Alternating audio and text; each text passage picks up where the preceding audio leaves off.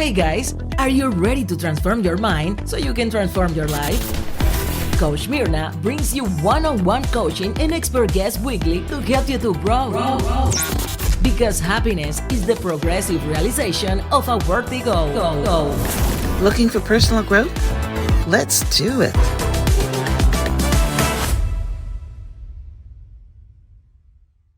You can not drink alcohol, right? Drugs, you can not take drugs, but food, you've got to eat. And I'm assuming that, a little piece of chocolate, as you just said, it's a trigger or whatever.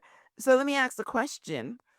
Does it have to be something you like to trigger the binge or just food, period?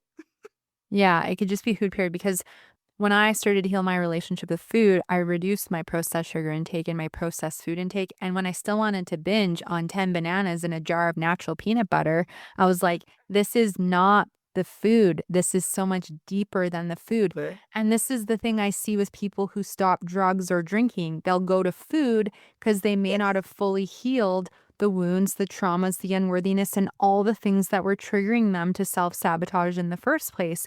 And so it's not just about cutting out certain foods or minimizing your intake of certain foods. It is the deep emotional healing. So we must be willing to start learning about and building awareness about what's triggering us to binge or emotionally eat. Welcome back to the Transform Your Mind to Transform Your Life radio, podcast, and television show. I'm your host, Life Coach Myrna Young, and sitting in the guest chair today is Amber Romaniuk, emotional eating, digestive, and hormone expert. And Amber and I are going to be talking on the topic today, healing emotional eating, how to reconnect with your body and reclaim your power. Welcome, Amber. Thank you for having me, Myrna. I'm so grateful to be here with you today. You're very welcome. Yes. And I've only had one conversation on, the hundreds of episodes that I have on eating disorders, and it was binge eating. So emotional eating, and I know that one of my questions here is what is the difference? So yeah, I will be learning along with my audience on this emotional eating situation here. Awesome. So let me give you guys a brief introduction. Amber Romaniuk is an emotional eating, digestive, and hormone expert with 12 years experience helping high-achieving women create a level of body confidence, intuition, and optimal health through powerful mindset healing, self-care, and overcoming self-sabotage with food. She does this through addressing the key negative thought patterns and limiting beliefs that help women keep stuck in the same behaviors for years and decades that they haven't been able to break. Her podcast, the No Sugarcoating Podcast, has over 2 million downloads, over 600 episodes, and is listened to in over 90 countries. Congratulations. Amber overcame her own emotional eating after gaining and losing more than 100 pounds, spending over $50,000 on binge foods, and spending 5 years balancing her hormones and digestion. She also dismantled her deep limiting beliefs and behaviors, keeping her stuck in the same looping patterns. Now she helps others achieve the biggest healing miracles of body freedom so they have the confidence and health to create amazing lives. Yeah. We're right now in a obesity epidemic. And I am sure that more than 50% of that is contributed to emotional eating. You're upset, you go get that ice cream, you go get that comfort food. So, very happy to dive into this topic. So as we start off, Amber, your story and your podcast have inspired women in over 90 countries, as I mentioned in the bio. Can you share your journey to body freedom and how your own struggles with food and body image led you to the path of healing and becoming a voice for emotional eating recovery? Yeah, definitely. And It's so funny when people read my bio, I think they assume that the 1,000 pounds is a typo and that it's 100, but I actually lost and gained over 1,000 pounds in 5. I changed that. Yeah, it's not a typo. And that's because when you're in binge eating, I actually struggled with everything: bulimia, binge eating, food addiction, and emotional eating. And when you're in these behaviors and you're in the all or nothing between trying to diet and gain control with food and you're losing control, it's so easy to fluctuate 20, 30, 40 pounds every few months and see that 1,000 pound weight gain and weight loss in that period of time. So for me, all of this started, well, things that contributed to it getting really bad in my early 20s. And we all have these things that happen when we're young, whether we realize it or not. So when I was 5, it was my first day taking the bus. And I got on the bus, and the older boys called me fat and ugly. And then the whole bus made fun of me. And I really took that on, and I really felt very hurt by it. And I took on the identity of fat and ugly for the next 20 years of my life. And I thought, if perfect strangers are saying it, it must be true. And then I grew up I'm the only child, and my mom was diagnosed with multiple sclerosis before I was born. And so one of, I think, her ways of compensating in our relationship was with food. I think she felt a lot of guilt around a lot of things we couldn't do together because of her symptoms. And after I healed my relationship with food in my 20s, I lovingly observed that she was dealing with a food addiction for most of her life after that diagnosis. And I think it was a huge way of her coping as well, that she was always hiding food in wrappers and over consuming. And so I think part of it was I inherited it from her. I'm not blaming her, but we can pass things down through our lineage so easily and not even realize the impacts that it's having. I love my mom dearly. She was an amazing mom. But that definitely played a role, and food was always available. So I could eat whatever I wanted, whenever I wanted, sugar, baked goods, fast food, like it was always there, and no mention of quantities or you can only have a little bit. It was just kind of a free for all. And then I started dieting in my early tweens and teens, reading teen magazines. You start absorbing Hollywood and pop culture and media, and there's so much pressure around being thin. Everything's photoshopped and edited. So they start to program you that there's something wrong with you because you don't look like the fake edited photoshopped images and videos. And then it really hits at your self-worth and you don't feel good enough. And they really teach us to tie our worth to the way that we look rather than it being a feeling that we feel inside. And so that starts the diet restriction. And then in my early 20s, the food addiction and the binge eating really got bad. When I had a breakup, I was so hurt I could barely eat, and I lost weight really quickly. And I reached my goal weight really quickly. And I really had been convinced by the diet and weight loss industry that once you lose weight, you'll finally be happy. And I wasn't after I lost the weight, and it didn't fix anything. And I feel like I was more miserable and more critical, and my period disappeared, and all these things started happening with my hormones. And then it was like this switch flipped. And I remember my first memorable binge was at a party, and I would usually go and just go, I'm just going to eat salad. I'm just going to be on my diet. But that night I ate a piece of ice cream cake, and that kind of triggered this. Well, I had some sort of messed up, so whatever, I'm going to eat whatever I want. And then I had more ice cream cake, and I had a burger, and I had a chocolate bar that was on the counter for everybody, and went and hid in the bathroom and ate it, and then left and got fast food and ate until I was so full I was sick. And then the next morning, of course, kind of birthed that all or nothing where it was like panicked. Oh my gosh, I gained weight. I'm puffy. Now I've got to go to the gym for 3 hours. I'm skipping breakfast and lunch to compensate. And that all or nothing of restriction over exercise, dieting, and then losing control really became an immense struggle for me for the next couple of years. And then I gained 80 pounds in 4 months, became unrecognizable, was binge eating like 5 or 6 days a week, went through a period of binging and purging because I thought purging would prevent weight gain. And if I'm uncomfortable and full, I can just get rid of it. But obviously, as I was starting to take ownership responsibility for what I was doing, I started to realize that I'm not taking any ownership and responsibility if I purge, and it's just being even more destructive on my body. So I was able to stop that after 6 months. Something maybe that some people don't realize can be a thing is chewing and spitting out food. Like I was like, oh, if I just chew it and spit it out, I won't gain any weight. So I went through that phase. And then the binge eating was just, yeah, very uncontrollable for a couple of years. And I tried to go to the organic store and buy the food because I thought if I go to the organic store, it's a better choice. But when you're eating a table full of food, it doesn't matter the quality of the ingredients because your body can't handle copious amounts of food.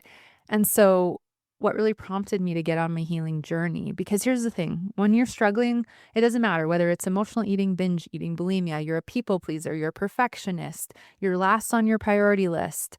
whatever it is that's going on for you, we can sit in the state of denial. Even though we're suffering so much, it's like, well, it's not really a big deal. Food's my friend. I really like having my show and eating my food. And so I was in this huge denial state that what I was doing to myself wasn't a big deal.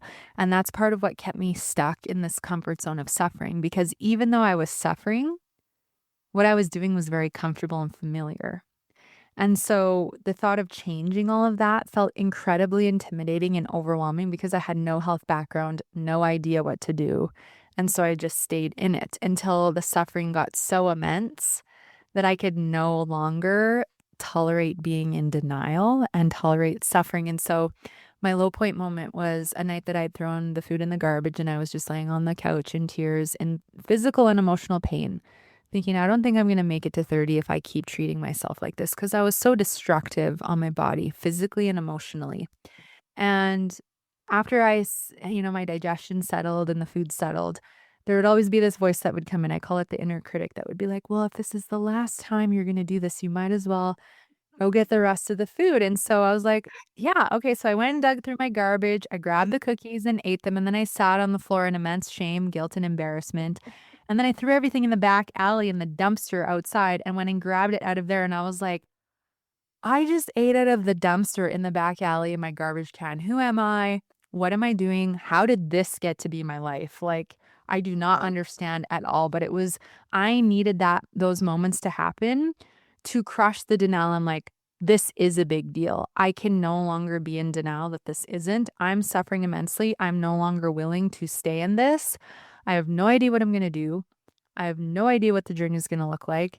I feel like there's so much to do, but I got to get on the journey. And kind of the way I described it is I feel like I was on the edge of the Amazon jungle with a butter knife, getting ready to just like find my way through, because that's how big it felt in the beginning. And I get in the beginning, this journey feels huge because you're just like, where do I even start? There's so much. And then I went on the healing journey for the next few years. And I'm happy to touch on any of those healing layers because it was very physical, mental, emotional, energetic, etc. And then healing really prompted me and inspired me to want to help women with this, because I started to realize what an epidemic it was. Yeah, it is not maybe as intense as yours, but a lot of people that are a lot of women, I don't know, maybe men too, obviously. Yep. A lot of women and men eat emotionally because of, you just said that you had a breakup, that people do when they have a breakup, people, when they're disappointed, Yeah. even bored. Yep. Oh, yeah. I mean, that's Totally. one of the biggest things. You're bored, you got nothing to do, you go to the fridge, and it's all emotional eating. So, but you touched on the binging, and I was waiting to hear if after you binge you're gonna purge, because I like I said, when I had one guest on the show, and then I remember, Princess Diana and all those, people that eat binge, and then they stick their hands in their mouth, and they purge. But you said something very interesting. They purge because they feel that they're not going to gain weight after their purge. But you said that you still gain weight even after you purge. 100%. And that's because of the immense stress that purging puts on your body. So it's destructive and violent enough to binge to the point you're so full, you're sick, and feel yourself so full of food that it's so stressful on your gut, your hormones, inflammation, your nervous system. But purging is such a violent and destructive act because you're purging up stomach acid that should not be coming up your esophagus and into your mouth. It damages your teeth. Over time, chronic purging has a really negative impact on your cardiac and your heart health. Like, it can contribute to women getting to the point where they can have heart attacks and strokes. It is so hard on your hormones. I've worked with women who've been in binge purge cycles for 10 plus years, and they're in their 20s and early 30s, and their hormones are postmenopausal. They have no progesterone, no estrogen. Their stress hormones are through the roof. Their thyroid is a mess. Their gut is a mess.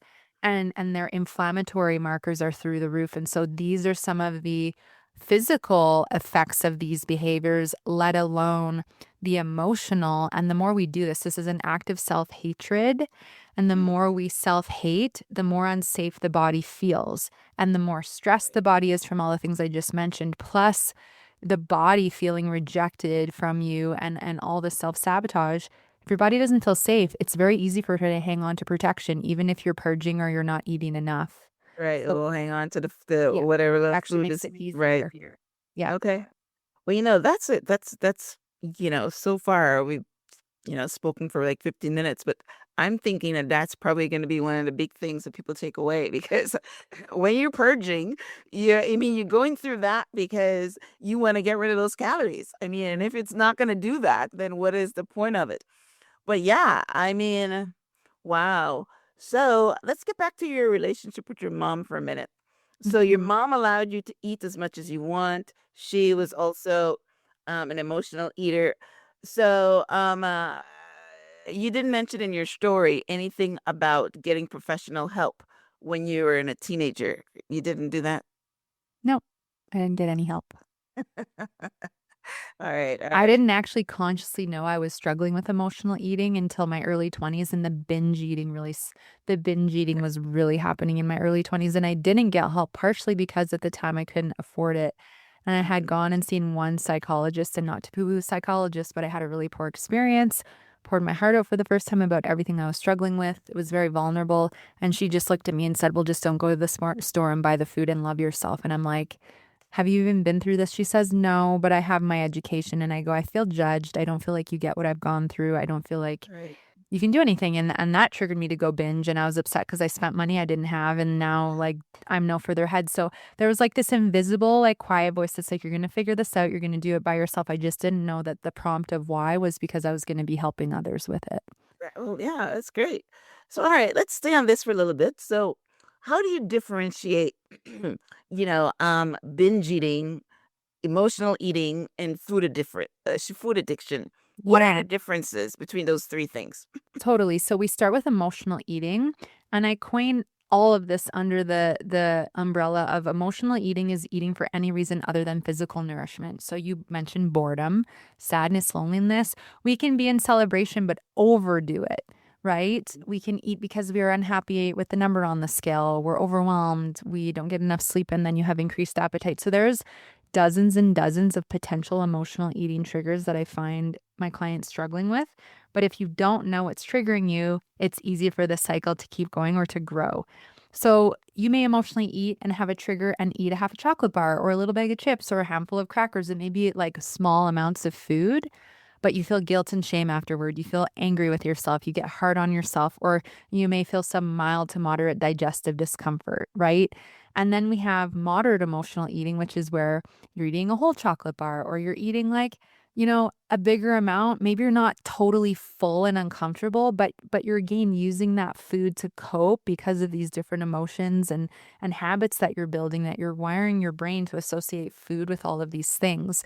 Now, where we start to get into binge eating is the full loss of control. So what triggers that? It's either you have a bite of something and it triggers the all or nothing mentality, which is screw it, I've messed up. Now I'm going to eat the rest of this and eat whatever I want because there's no point. I'll try again tomorrow. Or it's like, I've started and now I want to just keep going because I need to get the rest of this out of the house and I don't want to be tempted tomorrow. Right. Wow, what a Or what a there's reason. yeah, these are all the justifications I had because I'm like, I don't want to binge tomorrow, so I need to eat it all today because I don't want to be tempted tomorrow. Wow. And also when we're in any kind of addictive behavior, whether it's with food, alcohol, scrolling, shopping, whatever it is, we have low dopamine and serotonin, and these are mood boosting neurotransmitters. Dopamine is your pleasure reward neurotransmitter, and anyone with addiction issues, emotional eating, binge eating, hormone issues, gut issues is more likely to have a low dopamine. And if your dopamine is low and your mood is low, you are far more likely to want to reach for something outside of you to give you that hit and that high. So when you take those first few bites, you get this huge dopamine high. It makes you feel so much pleasure and euphoria. And Mhm. that can trigger the loss of control in the binge as well. And then we have to eat more to get the same high or a bigger high. Um, So those things and like the screw up mentality will trigger us to want to eat until we're so full that we're sick. And also they put a lot of addictive ingredients into food on purpose to increase our appetite, to mess with our blood sugar, and to push us into overconsumption. And ingredients like processed sugar, MSG, aspartame, as well as even wheat and dairy for some people can be immense causes of why we lose control and keep eating. So that is the binge eating. And then the food addiction is the full-blown asphyxiation with food, where you're not only in some spectrum of these behaviors, but you're constantly nonstop thinking about food, whether it's planning your next binge or emotional eating episode, you're planning your next diet, your next calorie counting, you're weighing and measuring your food, you're chasing numbers, the number on the scale, the calories, thinking about your next meal. Oh my gosh, I have this event tomorrow. I'm actually afraid to go because I'm the food and the temptation and I might lose control. And it's like 99% of your mental capacity is consumed by food, numbers, trying to gain control, losing control, and obsession with food and your weight and things like that. So it's very much, it consumes so much of you. And I think one of the biggest things it robs you of is the presence in enjoying your life and also the time you can't get back. Wow.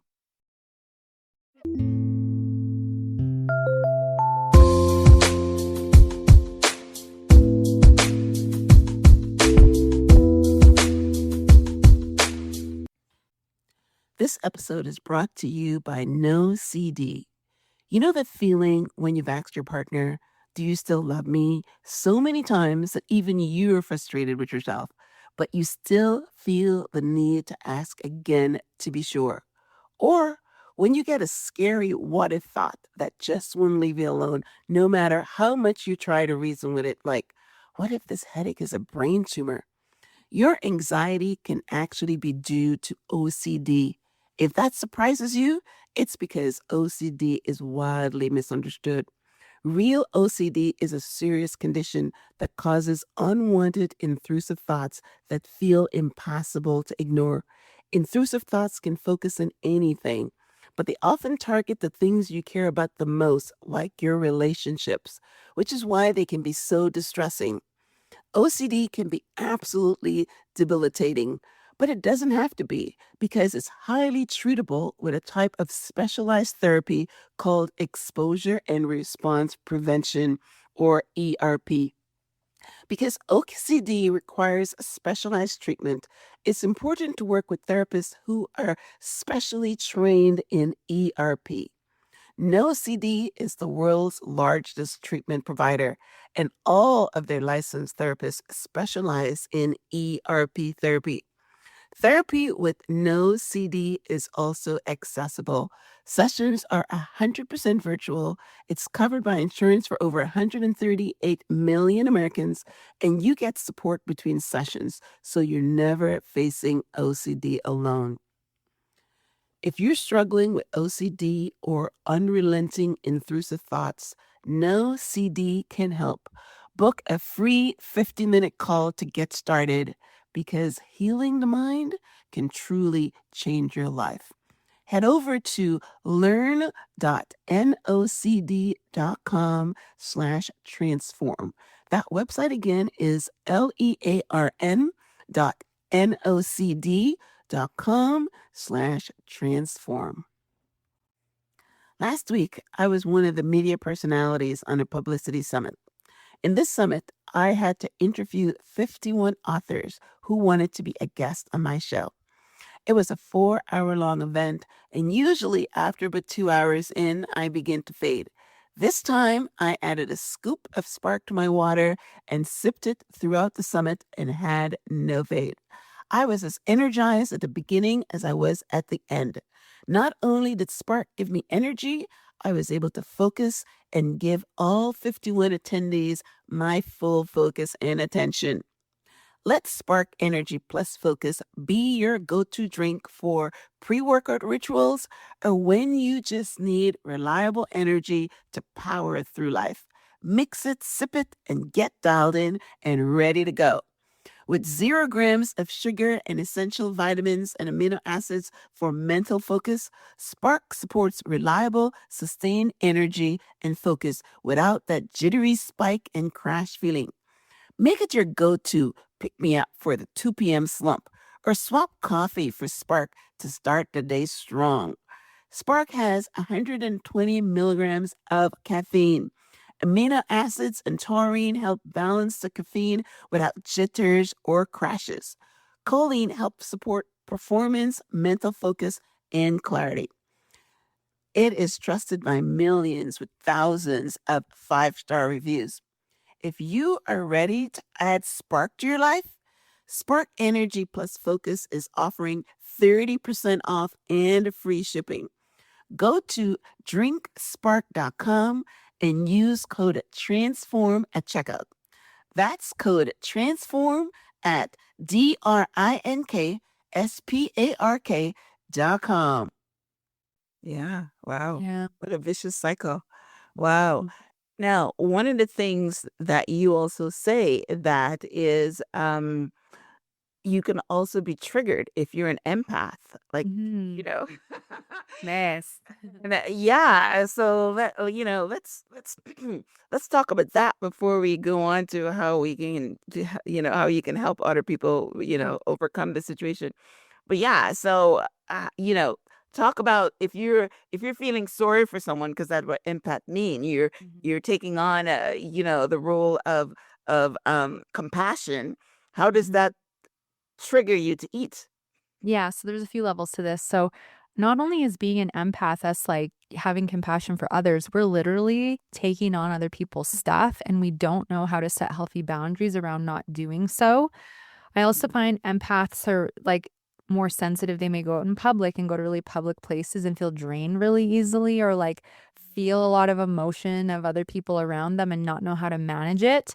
And so there's a few things that contribute to this becoming a trigger. The first thing is if you're an empath and you're afraid to feel your emotions and you're using food to shove down, numb, or, avoid feeling, that is emotional eating, and that is part of what causes this trigger. Just in general, though, if you're afraid to feel and you're using food to numb down, you're going to stay in these habits. We must start to give ourselves permission to feel through our emotions and actually show ourselves that even though it's uncomfortable, we're safe in that moment to feel. The second piece is empaths also, and just I think everyone in general, if we're ungrounded, if we're chaotic and overbooked and really busy and not taking any time for ourselves, we think we should eat, and that will help us feel more grounded and calm and kind of like bring our presence back into ourselves. However, food is not going to do that. It's actually some form of self-care, some way to regulate your nervous system to feel more calm and peace. Get outside, meditation, journal, breath, mindful movement, whatever those things are for you. And if you're not taking any time for yourself, you're going to be way more in your head and more frazzled. And then when your friend dumps all their stuff on you, you and your nervous system are not going to have capacity to hold it. And it's just like, I feel like I've just been put over the edge. Let me go and eat.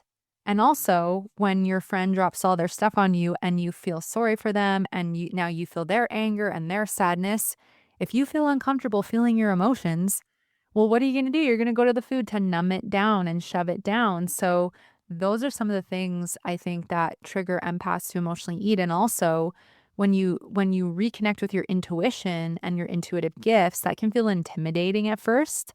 I know it was for me, and I'm like, wow, I can feel and I'm sensing all these things.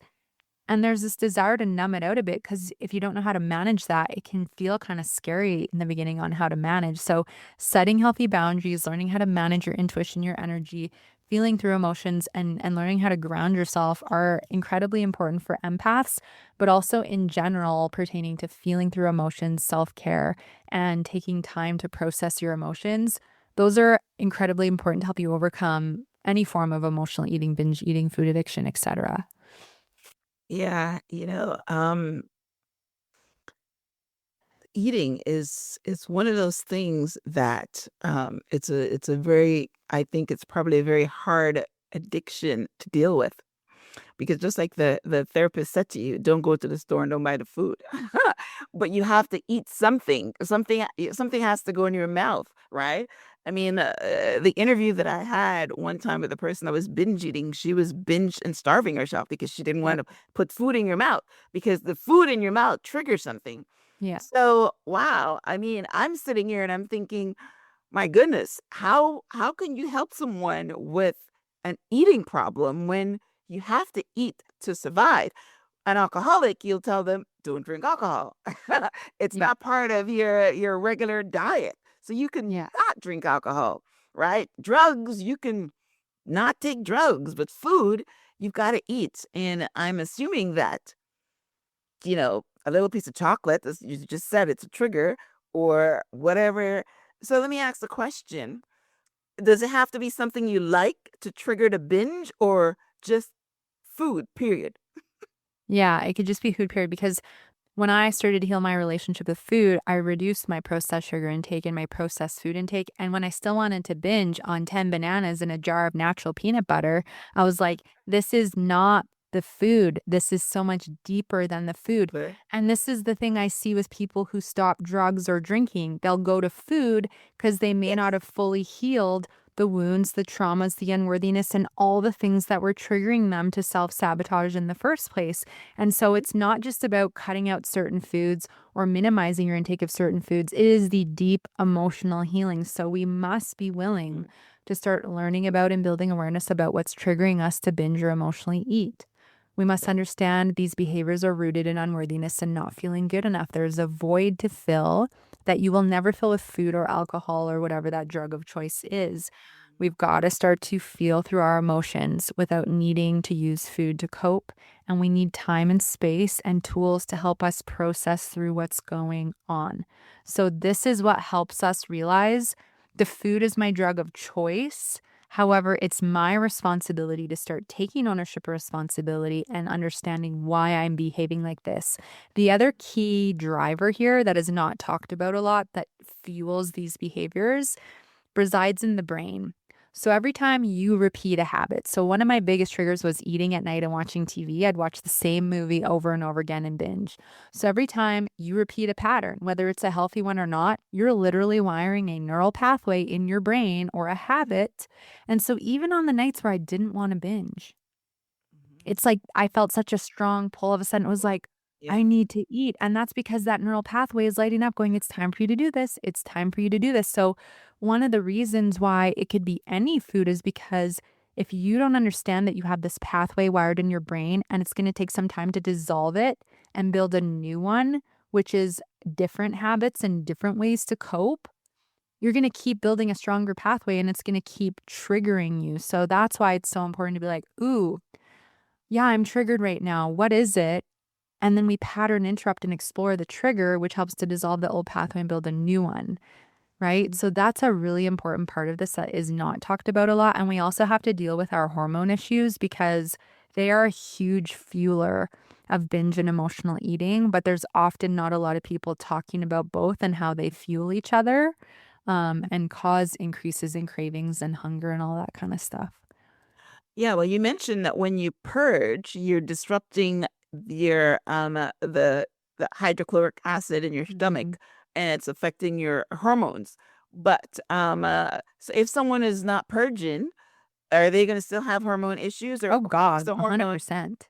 So how is the hormones involved in the emotional part of eating, which according, for what we're talking about here, that's the start of it, right? You've got Yeah. emotional eating, and then you've got the food addiction, and then you've got the binging. So we're starting with emotional eating. So if you're being triggered with emotional eating, how is your hormones playing into that? Like, Mm-hmm. I mean, for women, it's estrogen. For men, it's testosterone. Or is it the thyroid hormone? What hormones are we talking about? It's everything. So often I find the hormones are going out of whack before people are getting into emotional eating behaviors because you've had traumas, you've had wounds, you've had things happen that are putting you into a chronic heightened fight or flight stress response. That starts spiking cortisol, which is one of your stress hormones. And once your cortisol goes off, everything else is impacted. And I work with so many women who are in the weight body battle. So they've been dieting chronically, restricting, over exercising for a very long time. And that all messes up your hormones royally and then can trigger overeating and loss of control with food, let alone if you're restricting, over exercising, and then losing control with food. Any of those cycles significantly impact the hormones. So, and if you're also using food to cope, you're probably very stressed. There's a level of insecurity and unworthiness going on for you. And that puts you into more negative self-talk, worst case scenario thinking, fear, where you don't trust yourself and you don't trust perhaps like that everything actually works out in your favor. And that all puts you into a stress response. And if you're taking on everyone's stuff and you're people pleasing and you're overbooked and you're last on your list, that all causes You want to eat. and then you want to eat. So you don't even have to be emotionally eating, and you can have significant hormone issues because you're last on your list and you're overgiving. So when it comes to emotional eating, the kind of trifecta that I see is there's a lack of ability to cope. There's a lot of stress. You may be in the weight body battle. Your cortisol goes up. Cortisol is your stress hormone. The irony of a cortisol is the first symptoms of it are fatigue, exhaustion, troubles getting pregnant, fertility issues, and weight gain.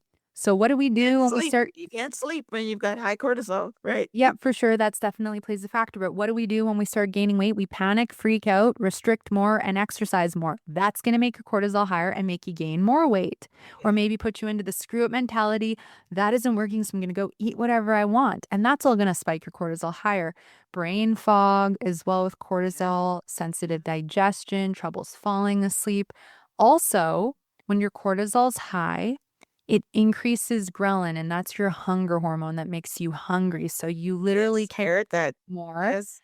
And it dulls your body's ability to produce leptin, which is your fullness hormone. So you're more hungry. You don't get a fullness signal as easily. So it's actually so much easier to overeat when cortisol's high. And you have more cravings for sugar, refined carbs, and salt. So that is all just like that in itself, having a Oh my cortisol gosh. is a Oh huge my gosh. emotional eating trigger. Right? And we haven't even got into any of the other ones yet. So we start to see the significance. And I work with thousands of women in the last 12 years. Every single one of them has had high cortisol. I had high cortisol. It's an epidemic because women are not prioritizing their needs. Yes. Right? Yeah. Yeah. Wow. And then, yeah, I don't know if But I'm glad I asked the but question. there's a lot. I'm thinking of like the sex hormones or something, but yeah, you're talking about totally different hormones. Well, sex So, hormones also impact what this, and the thyroid, and your insulin, and your glucose. everything, right? Your gut flora can make you crave more sugar. And most women have low progesterone. And if your progesterone's low, you feel more anxious.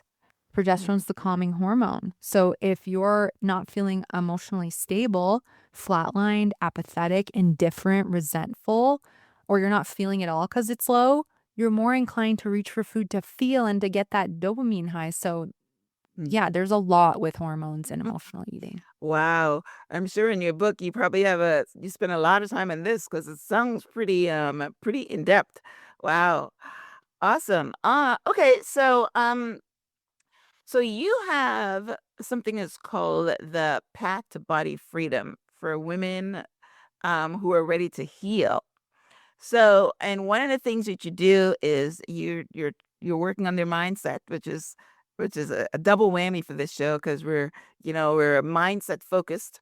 So what's one mindset or daily practice that they can start right now to reconnect with their bodies and try to understand what's causing the triggers to emotionally eat? Yeah, this is a great question. So the first best practice is to start asking yourself two questions. First question, do I know the difference between physical and emotional hunger?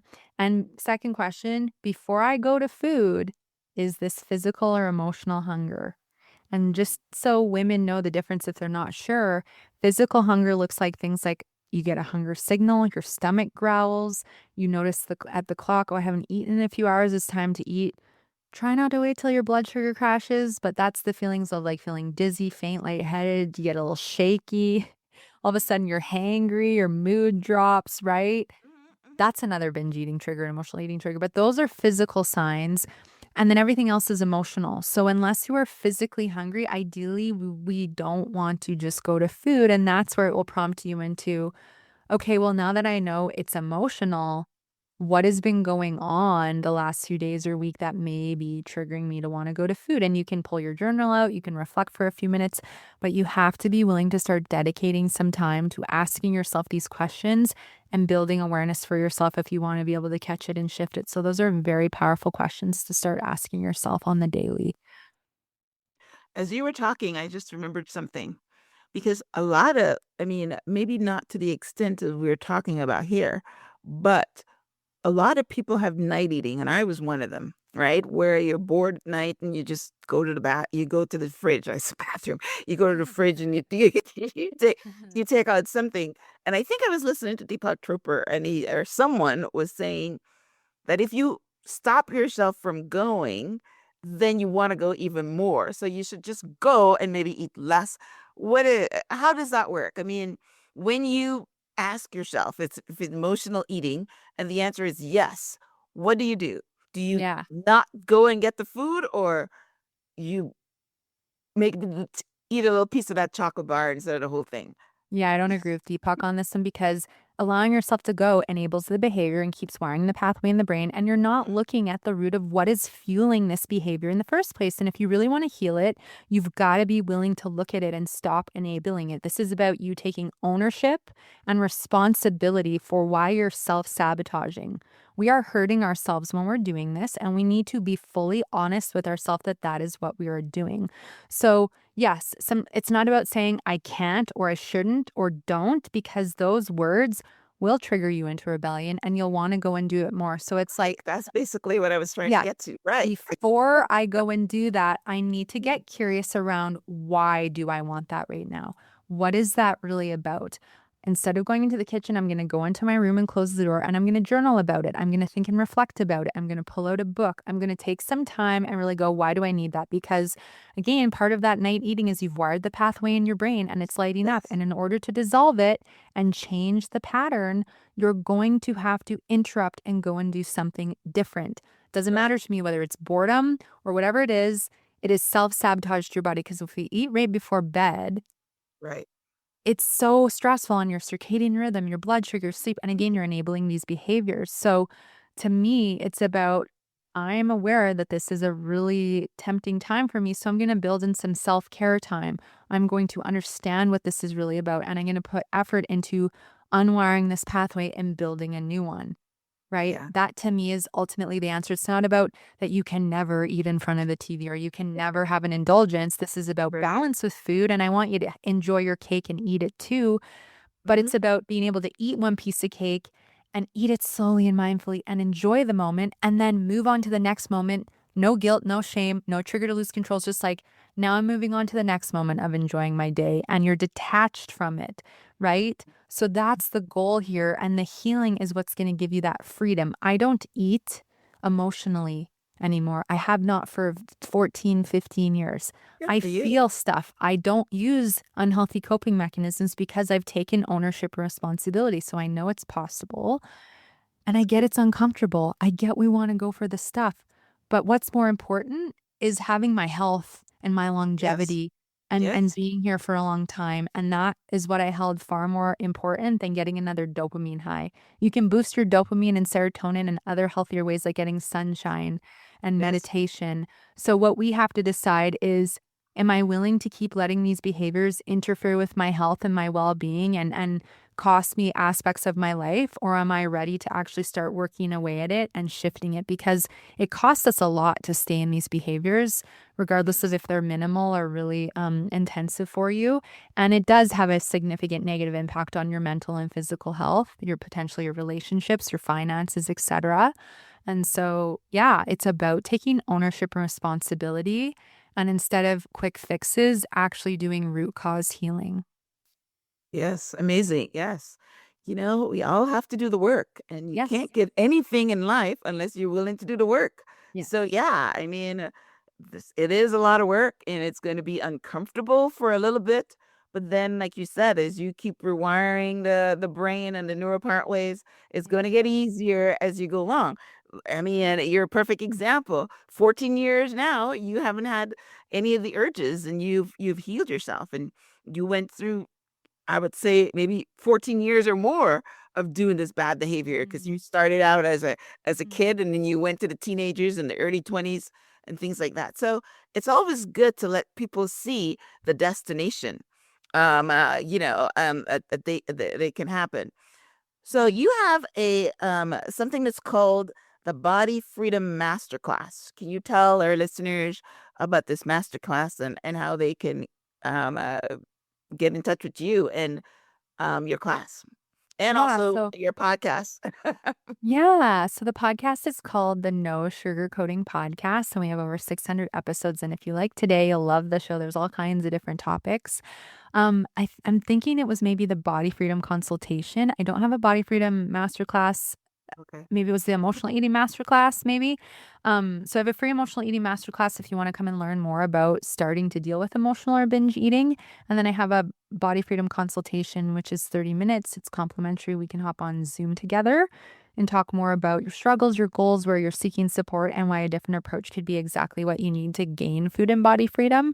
And you can book that on my website at amberapproved.ca. Everything is really there, and you can find the podcast everywhere.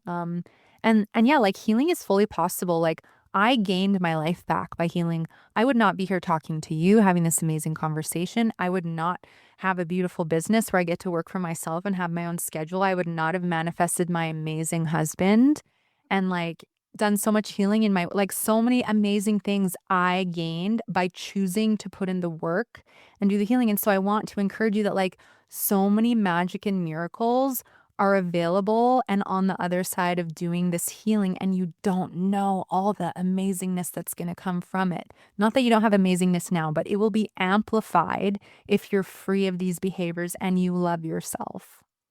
Yeah, well, we didn't touch a lot on it, but I mean, self-worth and Mhm. self-image is so, so important. And Yes. as you said something about 80 pounds in 4 months or something. Yeah.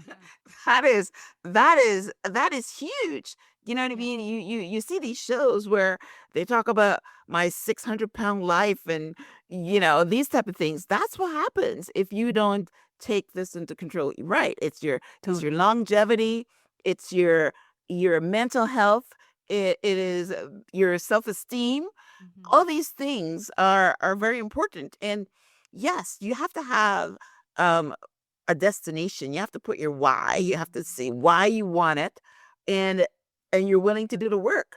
So that's amazing. All right, so you've got a consultation, a 30-minute consultation, and then you have got a master class, and they can Yeah. find all this on your website, which is your name.ca.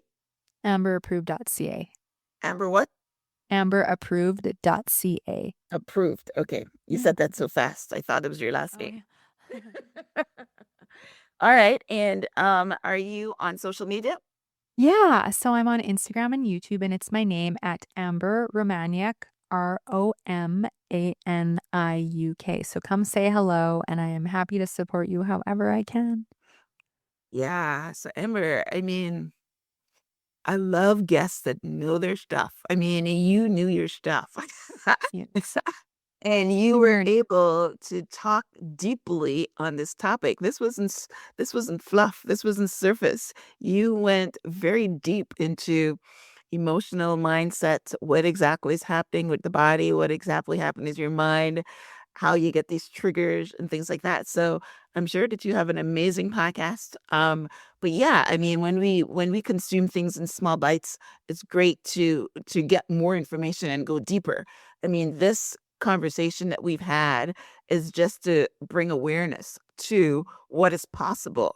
But yeah, if you guys want to learn more, then definitely connect with Amber. She's been through it. She's at the destination, and she can help you get there, because it's very important that you make changes, right? If you're Yeah. stuck in this cycle of binge eating and emotional eating, and we don't even have to go to a diagnosis of, a food addiction.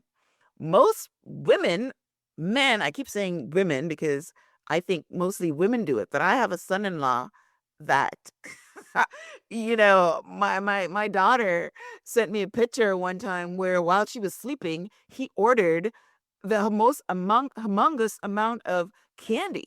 You just called DoorDash and had to deliver it and sat and ate all that at one sitting. You know what I mean? So, he's got issues too. So, I Yeah, mean, but men struggle too. what was that?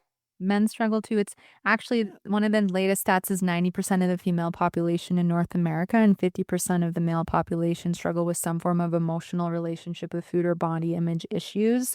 And you don't need a diagnosis and it's not permanent. You can fully heal it, but it is an epidemic right now. Yeah. Well, what I was trying to say is that, I mean, we can go to the extreme where you have a real problem, or you can just be dabbling in it. Yeah. And we all dabble in it. Like I just said, I emotionally eat. Usually at night, but I'm bored and, I had to stop myself from going and eating stuff at night.